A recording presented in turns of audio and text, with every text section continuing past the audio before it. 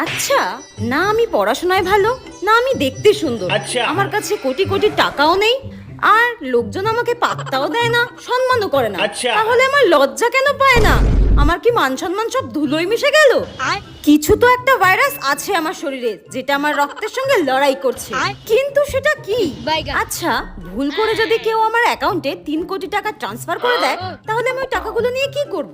1 কোটি টাকা দিয়ে তো আমি একটা বাড়ি কিনবো, আর 1 কোটি টাকা দিয়ে আমি একটা গাড়ি কিনবো, আর বেঁচে যাওয়া 1 কোটি টাকাটা আমি ডোনেট করে দেবো। হ্যাঁ, কিন্তু তাহলে তো আমার খরচা করার জন্য 1 টাকাও থাকবে না। একটা কাজ করব, 1 লাখ টাকা ডোনেট করব, তাহলে বাকি 99 লাখ টাকা আমি আমার খরচা করতে পারবো, একদম নিজের ইচ্ছা মতো জীবনযাপন করতে পারবো। উফ, আমার তো ভাবলেই আনন্দ হচ্ছে। একবার যদি আমি বড়লোক হয়ে যাই, তখন কি আর আমি এই মাটির কাপে চা খাবো? তখন তো আমি সোনার কাপে চা খাবো। আচ্ছা। কিন্তু আমার বড়লোক হওয়ার স্বপ্ন মনে হয় স্বপ্নই থেকে যাবে। চায়ের বদলে কবে যে